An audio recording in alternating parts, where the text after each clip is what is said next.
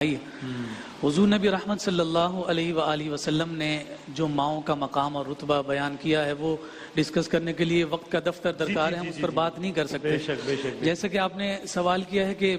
ماں کا سایہ بہت گھنا سایہ ہوتا ہے،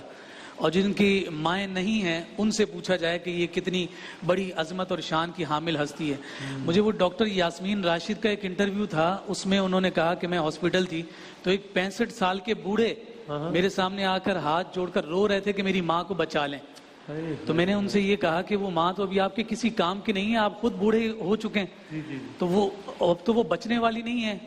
تو انہوں نے جواب میں کہا کہ میرے کسی کام کی نہ ہو، میرے لیے اتنا کافی ہے کہ جب میں گھر سے نکلتا ہوں تو وہ ہاتھ اٹھا کر میرے رب سے میرے لیے دعا کر دیتی ہے، میرے لیے اتنا کافی ہے۔ حضور علیہ الصلوۃ والسلام نے ان مقدس ہستیوں کے جو حقوق ہیں، جب وہ دنیا میں موجود ہیں تب بھی وہ قائم ہیں،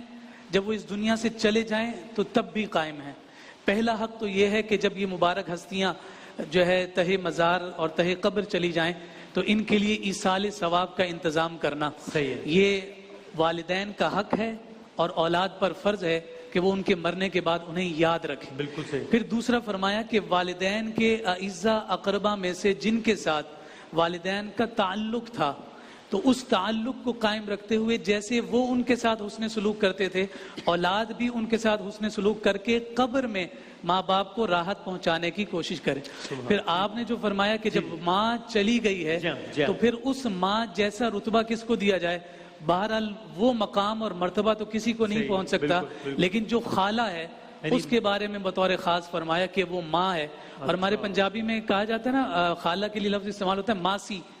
تو کسی جگہ میں نے پڑھا تھا کہ ماسی کا مطلب ماں سی ہے، جو ہم ماسی پڑھتے ہیں ماں سی، تو اسی اعتبار سے ہے کہ وہ خالہ کو جو آپ سے انسیت اور محبت اپنی بہن کے اعتبار سے ہوتی ہے وہ کسی اور رشتے کے حوالے سے نہیں ہوتی۔ اس لیے فرمایا کہ پھر اگر اپنی والدہ کے اعتبار سے حسن سلوک کے طور پر دیکھیں گے کہ ان کے جانے کے بعد سب سے زیادہ کس کے ساتھ کرنا ہے اور ماں کا رتبہ اور عزت اور احترام دینا ہے، تو پھر وہ خالہ ہے جو ماں کی بہنیں ہیں، انہیں ماں کا سا درجہ دیا۔ سبحان اللہ، سبحان اللہ، کیا کہنا ہے۔